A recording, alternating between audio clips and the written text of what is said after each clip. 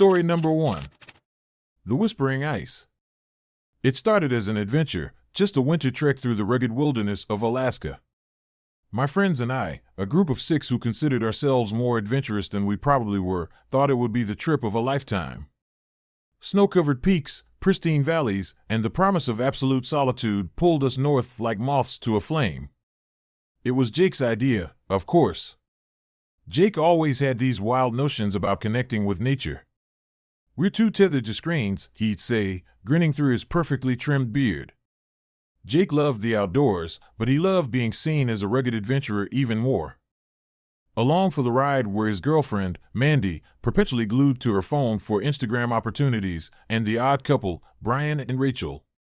Brian, a tech nerd who somehow managed to survive these trips, and Rachel, who seemed perpetually annoyed at being dragged along.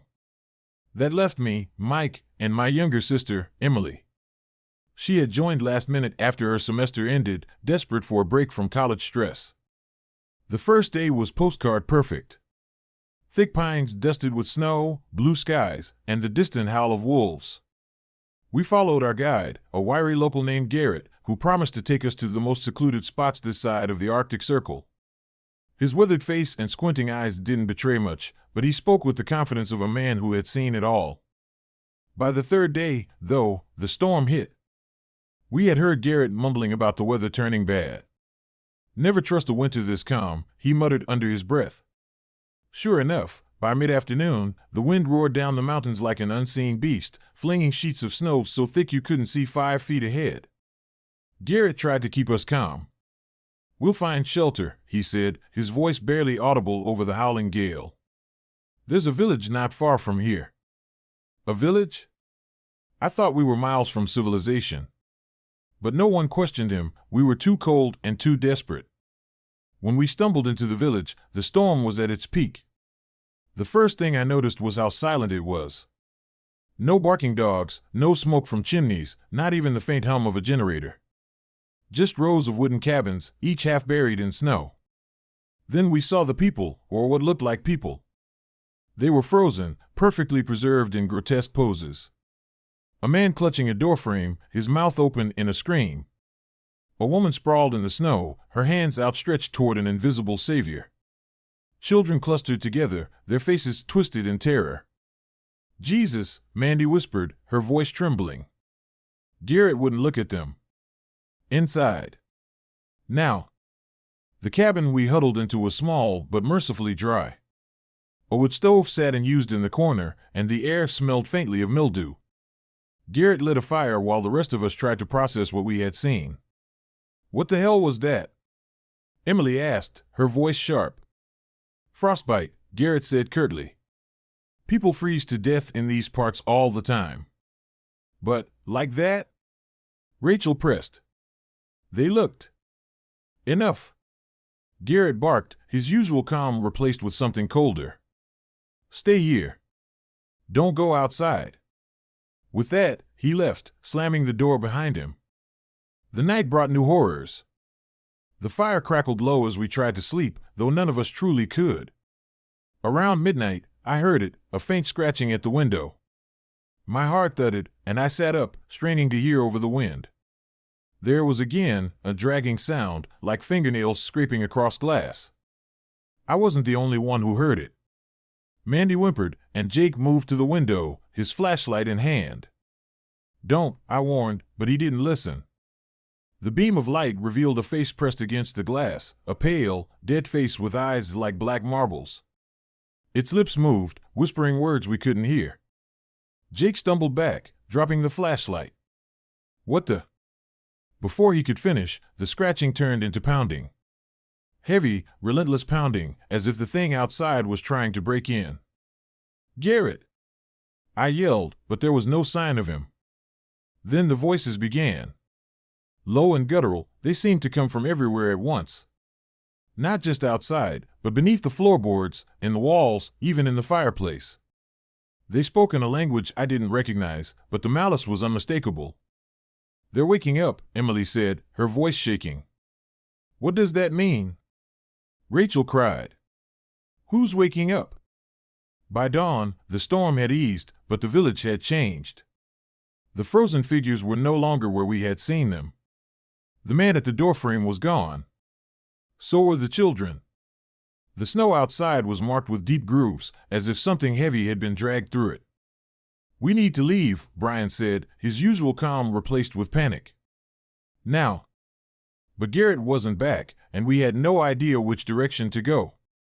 Worse, the woods around the village seemed darker, the trees twisted in ways I hadn't noticed before. As we debated, the whispering returned.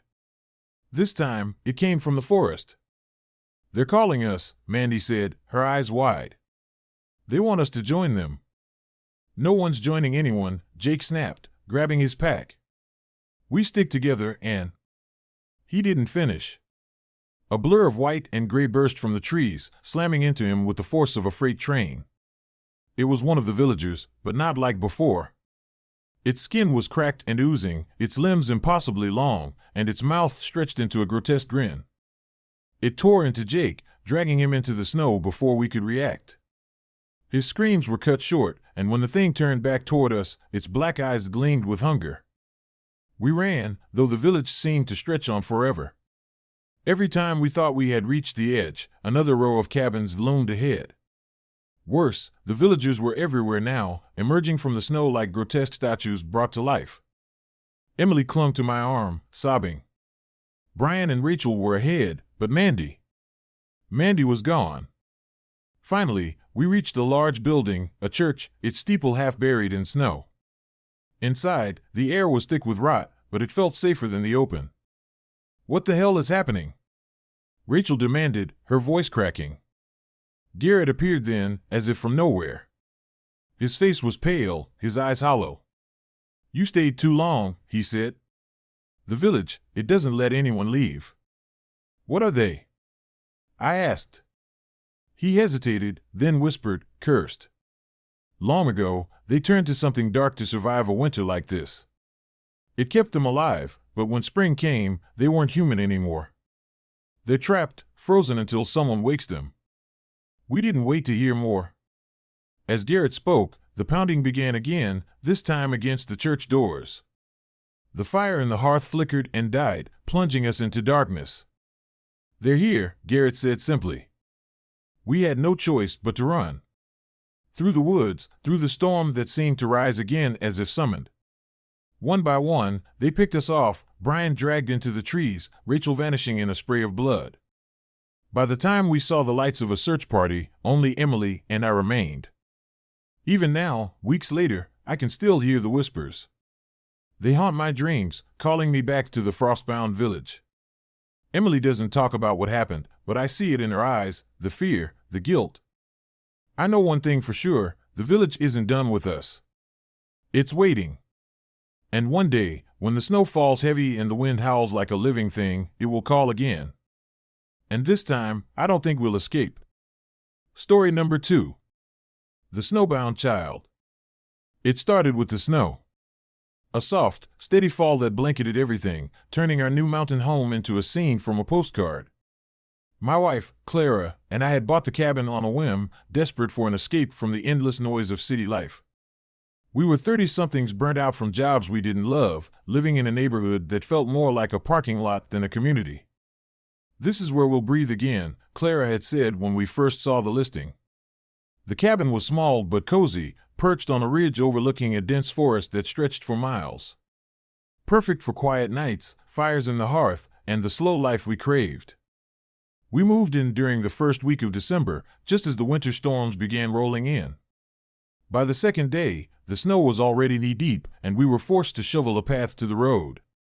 That was when I found it. At first, I thought it was just a rock or a piece of debris buried under the snow. My shovel hit something solid, and a dull thunk echoed in the stillness. I knelt to investigate, brushing away the snow with my gloved hands. The more I uncovered, the more my stomach turned.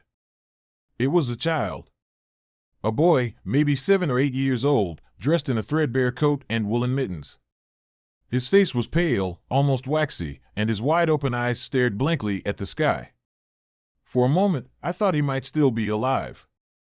I reached out to check his pulse, but his skin was as cold as the snow around him. "Clara!"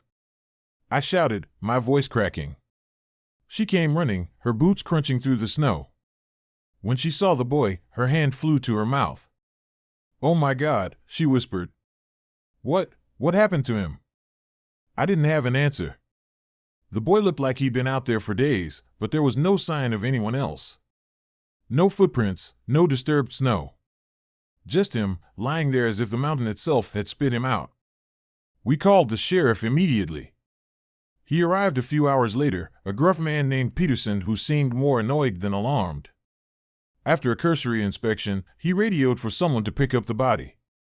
"Kid's probably been missing for weeks," he said, barely looking at us. "Sometimes folks come up here for a hike, get caught in a storm, and, well, you know how it goes." "Shouldn't there be a search team or something?" Clara asked, her voice sharp. "What about his family?" Peterson shrugged. "We'll check with the towns nearby. But these things happen more than you'd think." The way he said it, like it was just another minor inconvenience, made my skin crawl. I didn't press him, though. Once the boy was taken away, Clara and I went back inside, locking the door behind us. The snow kept falling. That night, I dreamed of him. In the dream, the boy was standing at the edge of the woods, just beyond the cabin. His face was pale, his eyes wide and unblinking. He didn't move, didn't speak. He just stood there, staring at me. The longer I looked at him, the more I felt like I was sinking into the snow, the cold creeping up my legs and into my chest. I woke up gasping, my heart pounding. Clara was already awake, sitting up in bed with her knees pulled to her chest. "Did you have a bad dream?" I asked.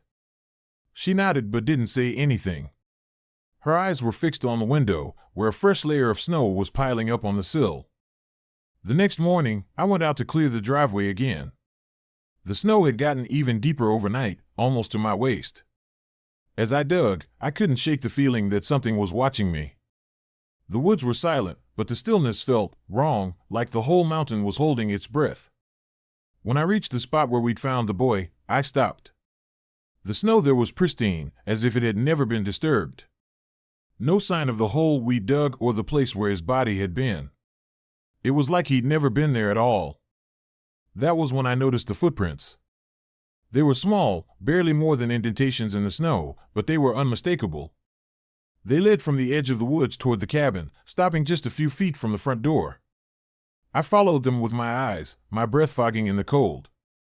The snow was still falling, but the prints were fresh. Too fresh. I turned and bolted back inside, slamming the door behind me. Clara was in the kitchen, staring out the window with a mug of coffee in her hands. She didn't look at me when I came in. "Did you see them?" she asked, her voice flat. "See what?" "The footprints." My mouth went dry. "You saw them too?" She nodded slowly, her gaze distant. "They were there this morning when I got up. I thought maybe they were from an animal. But they're not, are they?" "No," I said, my voice barely a whisper. That night, the dreams came again. The boy was closer this time, standing at the edge of the porch. His face was pale and expressionless, but his eyes were filled with something dark, something hungry. He raised a hand, pointing at me, and I felt the air around me grow heavy, like I was being buried alive. I woke up screaming, the sound muffled by the howling wind outside. The snow kept coming, faster and heavier with each passing day. By the end of the week, it was so deep that we couldn't leave the cabin even if we'd wanted to. Every morning, I'd look out the window and see the same thing, fresh snow, undisturbed except for the footprints. They were everywhere now, circling the cabin in uneven loops, as if something, or someone, was pacing around us. Clara stopped sleeping altogether. She spent most of her time staring out the window, her eyes bloodshot and rimmed with dark circles. When I asked her what she was looking at, she'd just shake her head. "The snow," she said once. "It's alive." I laughed, a brittle, hollow sound. But deep down, I knew she wasn't wrong. The dreams got worse. The boy was inside the cabin now, standing at the foot of our bed. His skin was cracked and gray, his lips blue with frostbite. He didn't speak, but I could hear his voice in my head, a whisper that made my skull ache. "You found me," he said. Now you'll stay." The snow kept falling, burying us deeper and deeper. By the end of the second week, the windows were completely covered, and the cabin felt like a tomb. The air was cold, no matter how much we stoked the fire, and every time I closed my eyes, I saw him. One morning, I woke up to find Clara gone. I searched the cabin, calling her name, but there was no answer. Then I saw the front door. It was wide open, snow spilling in like a tide. I ran outside, shouting her name into the storm, but the only answer was silence. The footprints were everywhere, leading into the woods, into the endless white. I followed them as far as I could, but the snow was too deep, the cold too fierce. When I turned back, the cabin was gone. Now, I'm here, trapped in the snow. The boy watches me from the trees, his eyes dark and empty. The snow is up to my chest now, rising inch by inch. Soon, it will cover me completely, and I'll be buried like him. I don't know if anyone will ever find me. But if they do, I hope they'll leave me here. Some things are meant to stay lost. Story number 3. The Endless Storm. They say the snow came early that year. The farmers in Dry Creek had barely pulled in the last of their harvest when the sky turned white and didn't stop. At first, it was beautiful, like something out of a Christmas card. Kids built snowmen, couples strolled through the freshly blanketed streets, and everyone huddled around their fireplaces at night, warmed by the glow of something that felt cozy and safe. But then it didn't stop. By the second week, we were buried chest-deep in snow. Schools shut down, and folks had to dig tunnels just to get to the store. By week 3, we realized we were trapped. The snow was piled so high against the town's edge that even the snowplows gave up. There was no way out of Dry Creek. No way in either. The phone stopped working first, then the electricity. And by week 4, the town started to disappear. I remember the day the snow began to feel wrong. It wasn't just the cold, though it bit harder than any storm I'd ever felt. It was the silence. Snowstorms are supposed to have a kind of muffled stillness, but this was different. It was oppressive, like the whole world was holding its breath, waiting for something terrible to happen. It was Sheriff Tom Miller who went first. I'd been at the hardware store, talking with old Joe Granger about how long we thought the storm would last. Joe said he'd lived in Dry Creek for 72 years and never seen anything like it. He'd been through blizzards before, but this wasn't natural.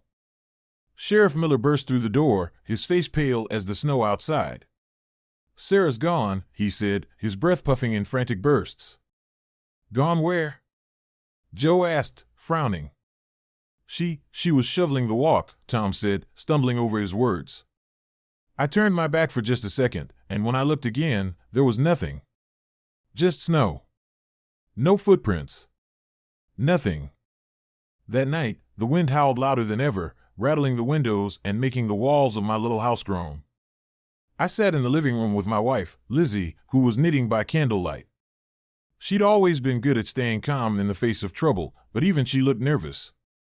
"Do you hear that?" I asked, my voice barely a whisper. She nodded, her hand stilling on the needles. The wind wasn't just howling, it was whispering. Words I couldn't quite make out, but they felt like they were meant for me. Lizzie must have heard it too because she dropped her knitting and crossed the room to stand by me. "We should have left when we had the chance," she said. "There wasn't a chance," I reminded her. "The roads were closed before we even knew how bad it was." She didn't respond, but I could see the fear in her eyes. The next morning, it was Joe who was missing. His front door hung open, swinging in the wind, and the only thing inside was snow. It had filled the house, climbing the walls and spilling over the furniture. It was as if the storm itself had swallowed him whole. People started locking their doors after that, though deep down we all knew it wouldn't help. The storm wasn't just outside, it was everywhere. In the shadows, in the corners of our minds. It was alive. By the third week, there were fewer and fewer of us left. We stopped going outside unless we had to, and even then, we never went alone. The whispers grew louder, turning into voices that called our names. I swore I heard my mother's voice one night, even though she'd been dead for 5 years. "It wants us," Lizzie said one night as we huddled by the fire, the last of our wood burning low. What does? I asked, though I wasn't sure I wanted to know the answer. The storm. It's not just weather. It's something else. Something hungry. I wanted to tell her she was crazy, but deep down, I knew she was right. The storm wasn't natural. It was malevolent. And it wanted us. By the time the storm hit its 30th day, there were only a handful of us left. The mayor, a few families, Lizzie, and me. We'd taken refuge in the church, figuring it was as good a place as any to make a stand. The pews were covered in frost, and our breath fogged the air as we prayed for salvation that didn't come. That night, the storm finally showed us its face. It started with a low rumble, like the growl of a far-off avalanche. The walls of the church creaked, and the stained glass windows rattled in their frames. Then the doors burst open, and the snow came pouring in, not in a drift, but in a wave, rolling and surging like it was alive. And in the snow, there were shapes. They were human at first glance, but something about them was wrong. Their limbs were too long, their movements jerky and unnatural, like marionettes controlled by a clumsy puppeteer. Their eyes were empty hollows, and their mouths twisted into grins that didn't belong on any living thing. "They're the ones who disappeared," Lizzie whispered, clutching my arm. "They're part of it now." The figures moved through the church, their hollow eyes scanning the room. One of them, a woman with long, icicle-strewn hair, reached out a hand to the mayor. He didn't even scream. He just froze, his eyes wide and glassy as the snow crept up his legs, his torso, his face. Within seconds, he was gone, swallowed by the storm. The rest of us ran, though I'm not sure how we managed to escape. I remember the wind tearing at my face, the snow blinding me, and Lizzie's hand gripping mine like a lifeline. When we finally stumbled into the relative safety of an old cabin at the edge of town, we were the only ones left. We stayed there for days, too afraid to leave, too afraid to sleep. The whispers never stopped, but they didn't come inside. Not yet. On the 35th day, the snow stopped. The sun came out, weak and pale, but it was enough to melt the first layer of ice. Lizzie and I ventured outside, our breaths fogging in the frigid air. The town was gone. Not just the people, everything. The houses, the streets, the church. All of it buried under a mountain of snow, as if Dry Creek had never existed. We left that day, walking for miles until we found a road and a passing trucker who didn't believe a word of our story. I don't blame him. Sometimes, I don't believe it myself. But every winter, when the first snow falls and the wind begins to whisper, I remember. The storm isn't gone. It's just waiting for the next town, the next group of unsuspecting souls. And one day, it will come back for me. Story number 4. The Snowman's Curse. We didn't mean to destroy it. It wasn't some planned act of vandalism or cruelty, it was just a stupid mistake. But looking back, I wonder if that even mattered. Whatever was bound to happen started the moment we stepped into that cursed clearing. It was winter break, and we were up in the woods of Vermont, staying at a cabin that belonged to Aaron's uncle. Aaron was the self-proclaimed leader of our little group. Always the loudest, always the one with a plan. Then there was his girlfriend, Jen, who had a laugh that could put you at ease even if the world was crumbling. Greg and Sarah were the couple who constantly bickered but never split up. And finally, there was me, Nick. The fifth wheel, the tag-along, the guy who never quite fit. The first few days at the cabin were perfect. We spent our mornings hiking through snow-covered trails, our afternoons sledding down the steep hills, and our evenings huddled by the fire, sharing ghost stories and drinking cheap beer. It felt like nothing could go wrong. Then we found the snowman. It was Aaron who spotted it first, during one of our hikes deeper into the woods. We'd strayed off the marked trail, drawn by the promise of untouched powder and the thrill of exploring somewhere no one else had been. The snowman stood in the middle of a small clearing, surrounded by tall, silent pines.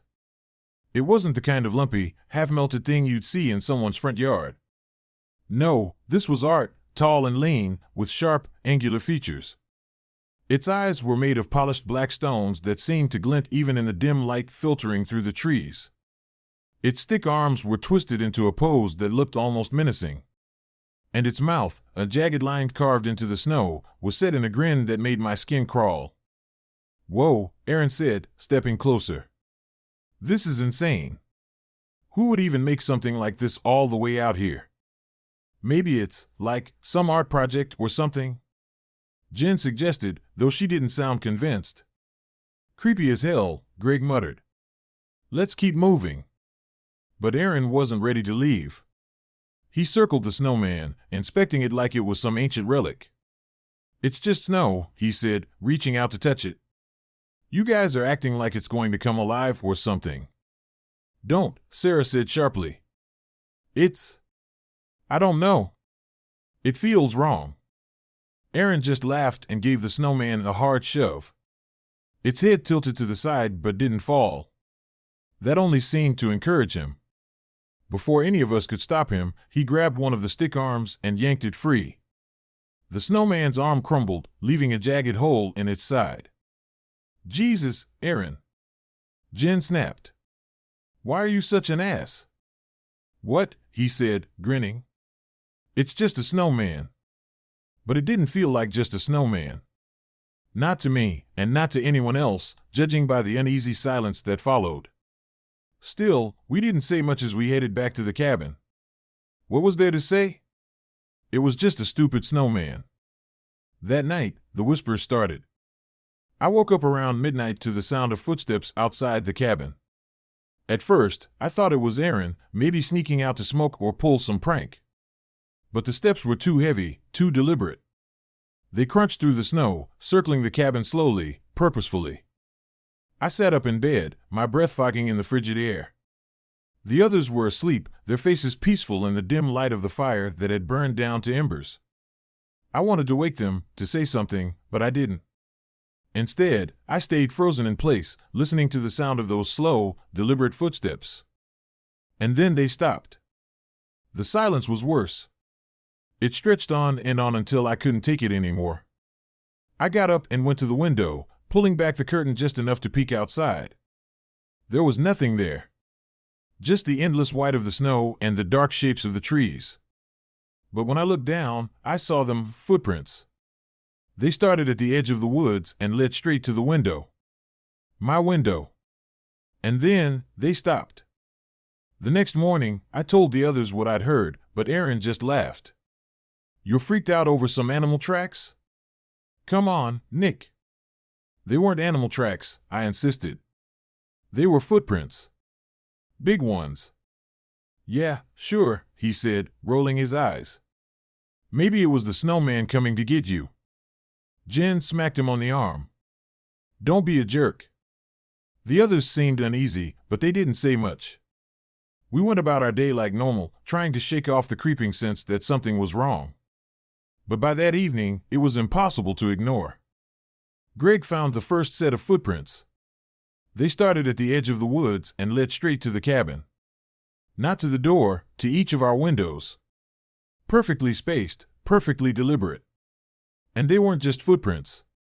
They were huge, far larger than any humans, and pressed deep into the snow, as if whatever made them weighed far more than it should. "We need to leave," Sarah said, her voice trembling.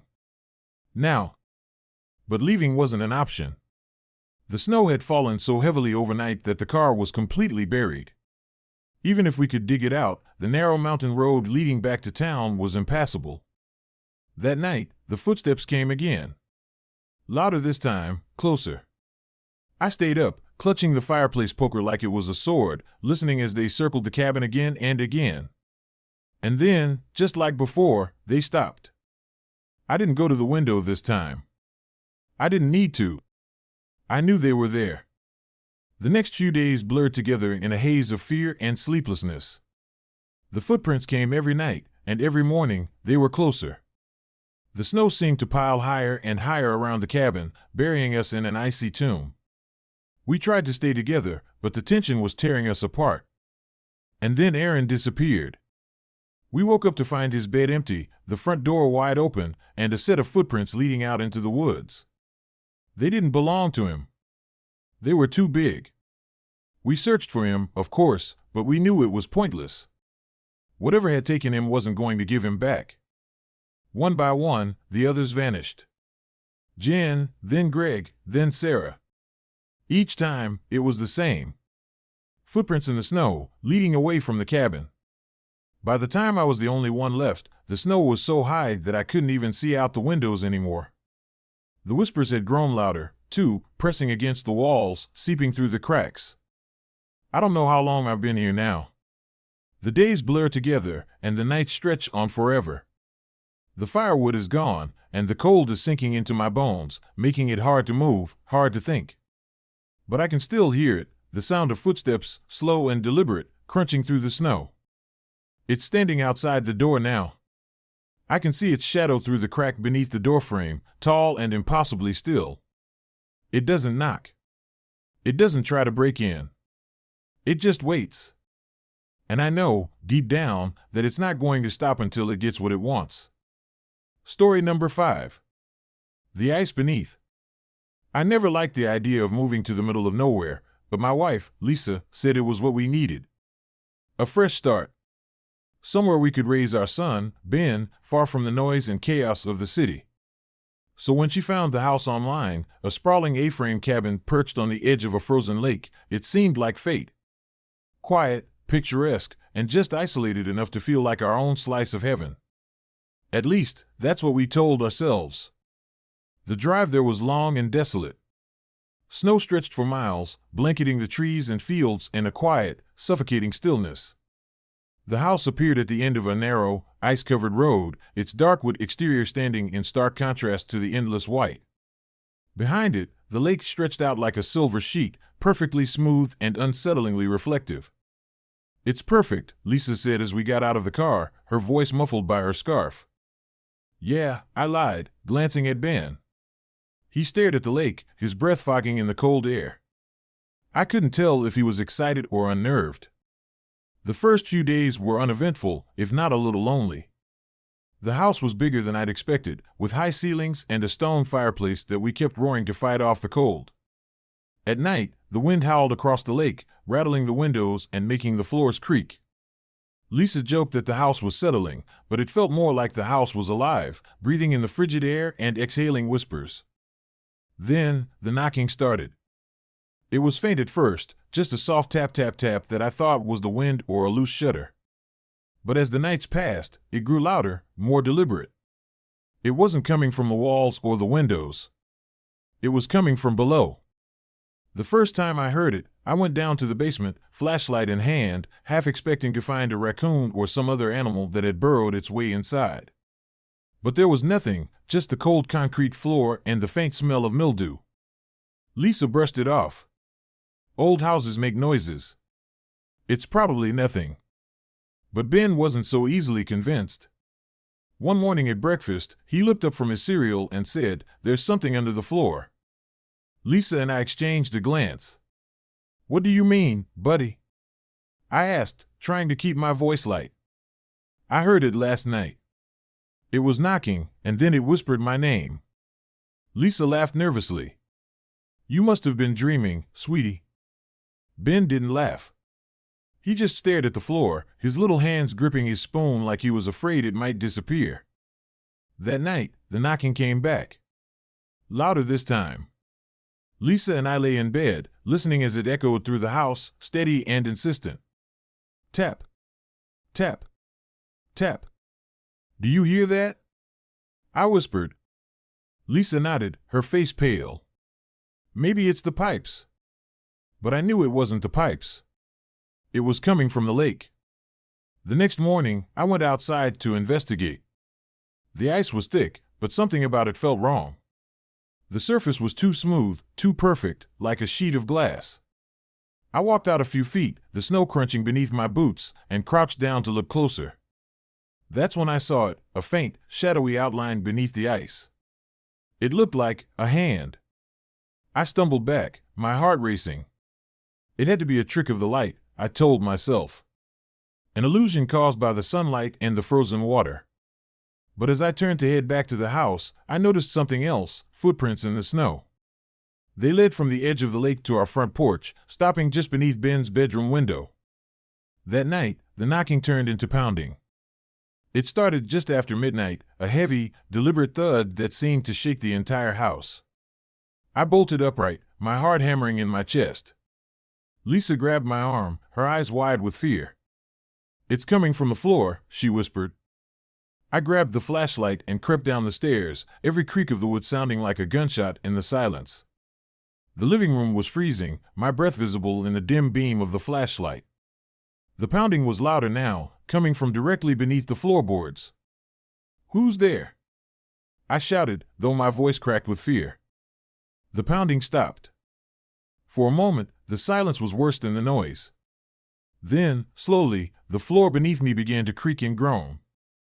I stepped back just as a loud crack split the air, and a jagged fissure appeared in the wood. Something was moving beneath the floor, something dark and wet, pressing against the boards like it was trying to break through.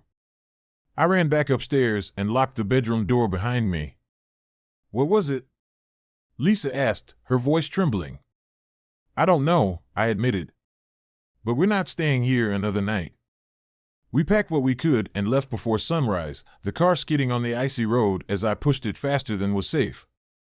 But even as we drove away, I couldn't shake the feeling that we were being watched. A week later, I got a call from the realtor. She sounded confused, even annoyed. "Why didn't you tell me you were leaving?" she asked. "I'm sorry," I said. "Something came up." "Well, you'll need to come back and take care of the mess." "What mess?" "The house is flooded," she said. "And there's something wrong with the lake. The ice, it's cracked all the way through. Looks like something big came out of it." I hung up without responding. I didn't want to know what was lurking beneath that frozen lake, and I sure as hell wasn't going back to find out. But sometimes, late at night, I still hear it, the sound of knocking, faint and rhythmic, like it's trying to remind me that it's still there. Waiting. Story number 6.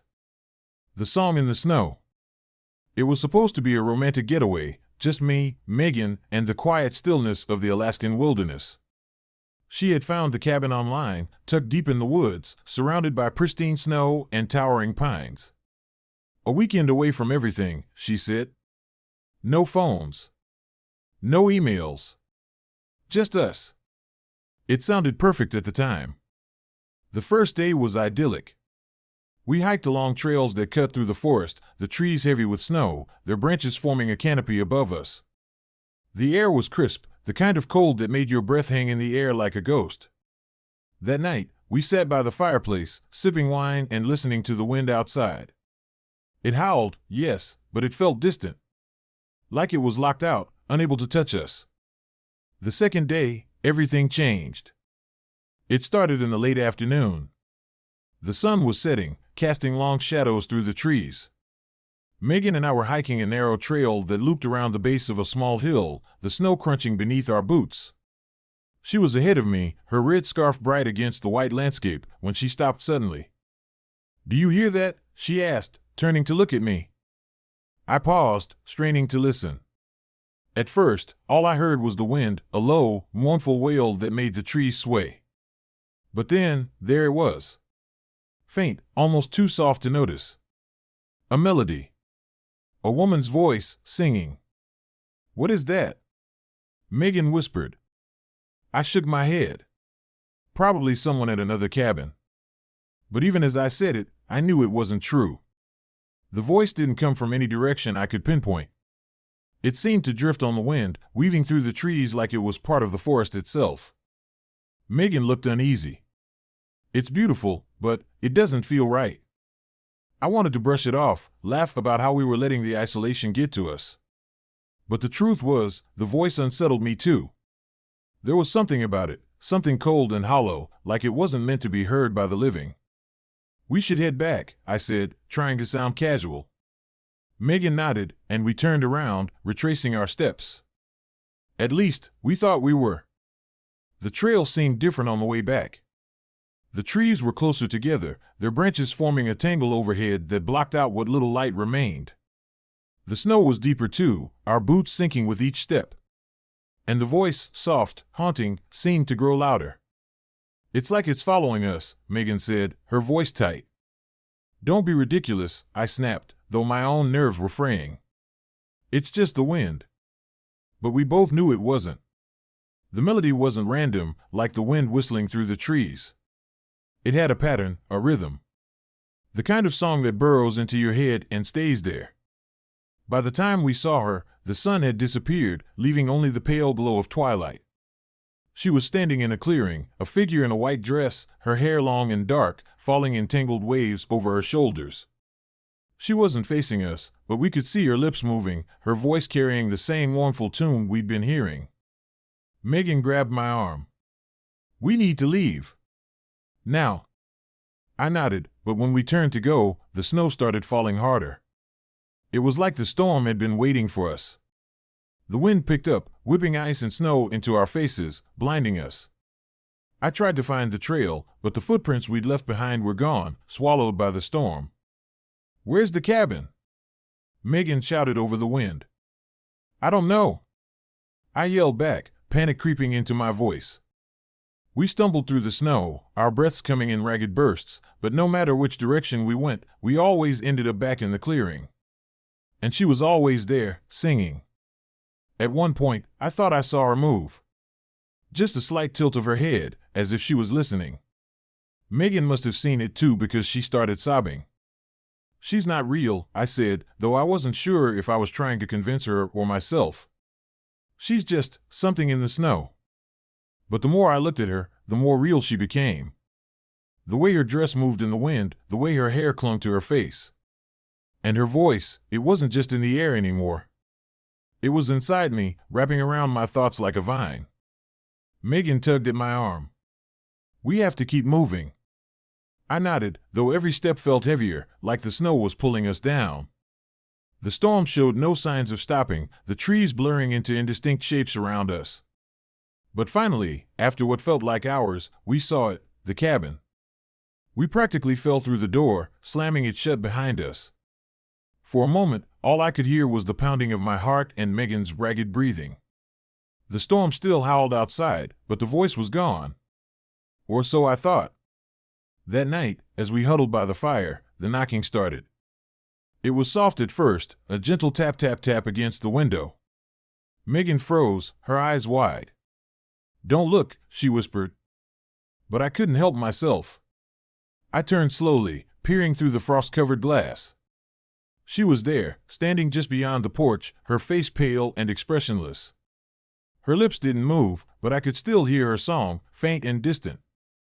"She's here," I said, my voice shaking. Megan grabbed my arm, her nails digging into my skin. "She's not real. She's not real." But she was. And she wasn't leaving. The next day, we tried to leave. The snow had stopped, and the sky was a clear, icy blue.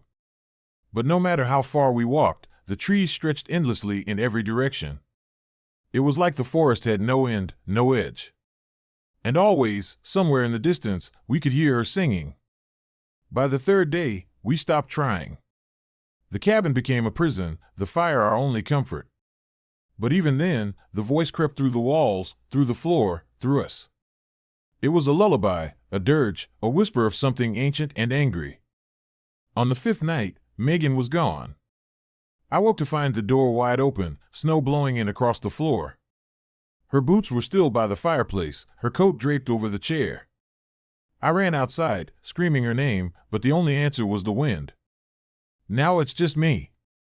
I don't know how long I've been here. The days blur together, the sun rising and setting without meaning. She still sings, her voice growing louder each night, and I know it's only a matter of time before I go out there, too. The forest won't let me leave. And neither will she. Story number 7. Winter's Mask. I'd never been to a place like Frost Hollow before. Tucked away in the shadow of the mountains, it was the kind of town that felt forgotten by time. Snow clung to the rooftops year-round, and the people seemed as cold as the wind that blew through the narrow streets. But there was something about it that drew me in, like a whispered secret waiting to be uncovered. I came to Frost Hollow in December, chasing a story. As a freelance journalist, I was used to chasing leads on local legends and strange customs, and Frost Hollow had one that piqued my curiosity, the Winter Festival. Every year, for 1 week, the townsfolk celebrated the changing of the season with bonfires, music, and masks. Lots of masks. The tradition, they said, was centuries old, brought over by settlers from some forgotten corner of Europe. The masks were supposed to ward off evil spirits that roamed the mountains during the darkest nights of the year. It sounded quaint, maybe even charming, so I booked a room at the only inn in town and prepared to document the peculiar little tradition. The festival began the day after I arrived. People poured into the square, their faces hidden behind elaborate masks, some carved from wood, others molded from leather, painted with bright colors or adorned with feathers. There were wolves, birds, bears, even demons, all handcrafted and unique. I wandered the square with my notebook, jotting down observations and snippets of conversation. The air was thick with the smell of pine and wood smoke, and the sound of fiddles and drums echoed off the snow-covered buildings. That's when I met her. She was standing at the edge of the square, watching the festivities with a kind of detached curiosity.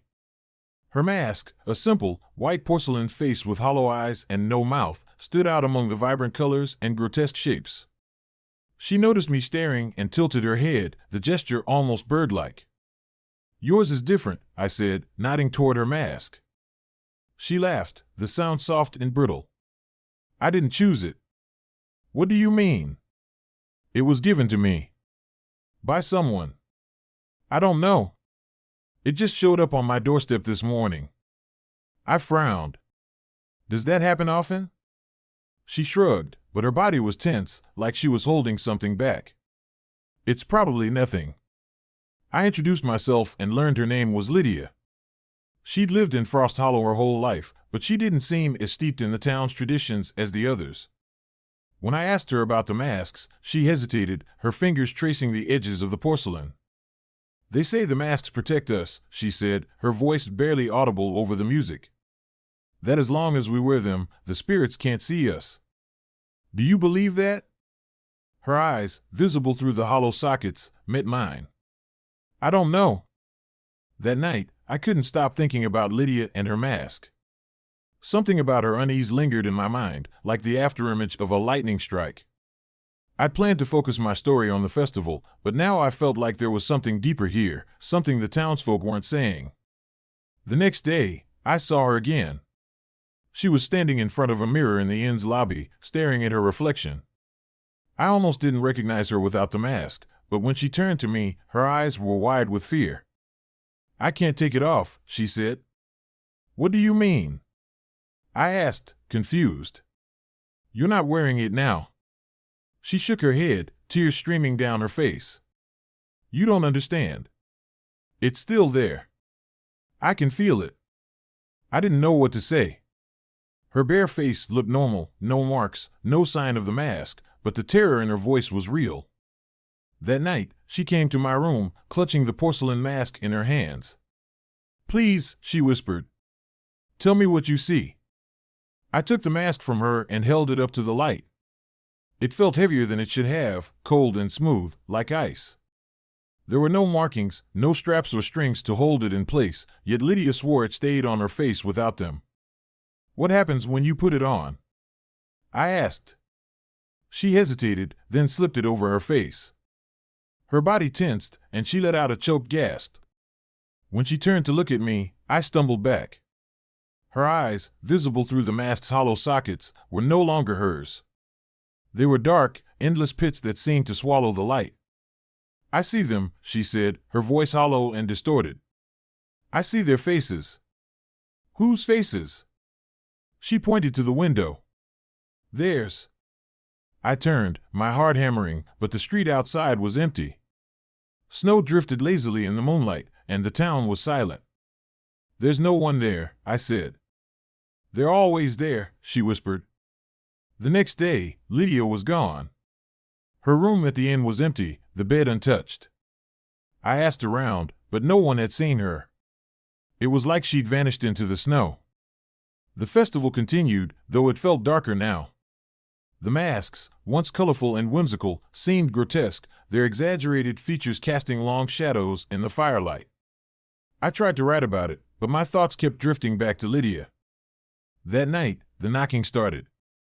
It was faint at first, a soft tap-tap-tap at the window. I froze, my pen hovering over the notebook, and listened. The knocking came again, louder this time, more insistent. I crept to the window and pulled back the curtain. Nothing. The snow outside was pristine, untouched, but as I looked closer, I saw them, footprints, leading away from the window and disappearing into the woods. I didn't sleep that night. The next day, the festival ended. The masks were packed away, the bonfires extinguished, and the townsfolk returned to their lives. But I couldn't shake the feeling that something had changed, that the town was darker, emptier somehow. Before I left Frost Hollow, I went back to the square. The snow was deep, and the air was bitterly cold. I stood where Lydia had stood, clutching the porcelain mask she'd left behind, and listened. The wind howled through the trees, carrying with it a faint, mournful melody. And for a moment, I thought I saw her, a figure in white, standing at the edge of the woods, her face hidden behind a mask. I blinked, and she was gone. I left Frost Hollow that day, but the mask came with me. I keep it locked away, buried in a box at the back of my closet, but sometimes, late at night, I hear it. A soft tapping at the window. A whisper in the wind. And I know she's still there, waiting. Story number 8. The White Cloak. It started as a vacation. Just a few friends looking to escape the chaos of city life for a weekend in the mountains. There were 6 of us, me, my girlfriend Sarah, our friends Kyle and Emily, and 2 co-workers from Sarah's office, Brian and Megan. We weren't exactly survivalists, but we figured we could handle a couple of days in the Rockies. The first 2 days were perfect. We laughed, drank too much, and told ghost stories around the fire. The cabin we'd rented was cozy, perched on the edge of a forest that stretched for miles. It snowed lightly the first night, just enough to dust the trees and make everything look like a postcard. But by the second evening, the weather turned. The snow didn't just fall, it poured, heavy and relentless, driven sideways by a howling wind that rattled the windows. By the time we woke on the 3rd day, the storm had buried the cabin in white, and our plans to hike the nearby trails were dead in the water. Kyle, always the optimist, thought it would blow over by lunchtime. It didn't. By mid-afternoon, the power was out, the temperature was dropping, and our supplies were dwindling faster than anyone cared to admit. That's when Brian suggested we head to the ranger station he'd spotted on the drive up. It's not far, he said, peering at a map spread across the kitchen table. Maybe a couple of miles, tops. Sarah didn't like the idea. We don't know these woods, she argued. What if we get lost? But staying in the cabin wasn't much better. Without power or heat, it was just a matter of time before we froze. Against our better judgment, we bundled up and ventured out, each of us clinging to the vague hope that the storm would ease up. It didn't. The forest was a blur of white and gray, the wind screaming through the trees like a living thing. We trudged through the snow, following what we hoped was the trail, but the deeper we went, the less certain we became. The landmarks Brian swore he'd seen were gone, swallowed by the blizzard. After an hour, panic began to set in. Megan tripped over a root hidden beneath the snow and twisted her ankle. Kyle started muttering under his breath about how we never should have left the cabin. Sarah clung to my arm, her face pale and her breaths coming in shallow gasps. And that's when we saw him. He appeared out of the storm, a tall figure wrapped in a white cloak that seemed to glow in the dim light. His face was hidden beneath the hood, but his voice was clear and strong when he spoke. "You're lost." None of us responded at first, too stunned by his sudden appearance.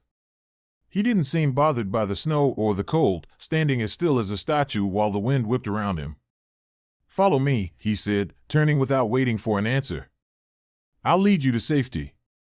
Brian was the first to speak. "Thank God," he muttered, hurrying to catch up with the man.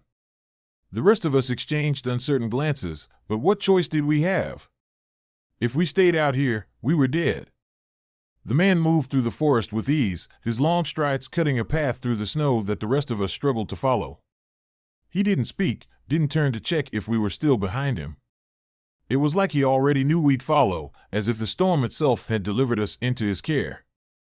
"Where are you taking us?" I called, my voice barely audible over the wind. "To shelter," he said without turning. His voice was calm, almost soothing, but there was an edge to it that made my stomach tighten. The hours dragged on, the storm growing fiercer with every step. My legs burned from the effort, and I could tell the others were struggling too. But every time I thought about stopping, I'd look up and see the man in the white cloak, moving steadily ahead, his figure cutting through the storm like a beacon. It wasn't until we reached the cabin that I realized something was wrong. The cabin was old, its wooden walls dark with age and its roof sagging beneath the weight of the snow. It stood in the middle of a clearing, surrounded by trees that swayed ominously in the wind. The man stopped in front of the door and turned to face us for the first time. His face was pale, his features sharp, his eyes an icy blue that seemed to pierce right through me. "You'll be safe here," he said, gesturing toward the cabin. "Thank you," Sarah said, her voice trembling. "We don't know how to repay you." The man didn't respond. He simply turned and walked away, his white cloak blending seamlessly with the snow. By the time we realized he was gone, his footprints had already started to disappear. "Where did he go?" Megan asked, her voice laced with panic. No one answered. We were too cold, too exhausted to care. We stumbled into the cabin, grateful for the shelter, and set about starting a fire with the wood stacked neatly by the hearth. For the first time in hours, I felt a flicker of hope. But that hope didn't last. The first sign that something was wrong came that night. I woke to the sound of footsteps, slow and deliberate, moving through the snow outside. At first, I thought it was the wind, but then I heard it again, closer this time. I got up, careful not to wake Sarah, and crept to the window. The storm had eased, the moonlight casting long shadows across the clearing. At first, I didn't see anything. But then, just beyond the edge of the trees, I saw him. The man in the white cloak. He was standing perfectly still, his face hidden beneath the hood, his pale eyes fixed on the cabin. For a moment, I thought he might come closer, but he didn't. He just stood there, watching. By morning, he was gone, but the unease remained. The others noticed it too, the way the air inside the cabin felt heavy, the way the shadows seemed to stretch too far, the way the fire never quite seemed to warm the room. Megan swore she heard whispering in the night, and Brian found a set of footprints circling the cabin, their edges sharp despite the wind. It wasn't until we found the journal that we understood what was happening. The journal was tucked away in a drawer, its pages yellowed with age. It belonged to a man named Elias Kane, a guide who had lived in the mountains 50 years ago. The last entry sent a chill down my spine. "The storm has taken them. The snow will bury their sins, and I will lead the way." That night, the footsteps came again, louder this time, circling the cabin in endless loops. The fire sputtered and died, leaving us in darkness.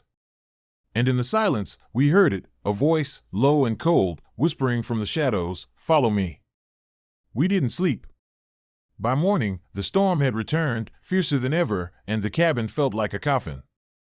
We knew we couldn't stay, but we also knew we couldn't leave. The forest was no longer just a forest, and the man in the white cloak was no longer just a man. He was waiting. We never should have followed him.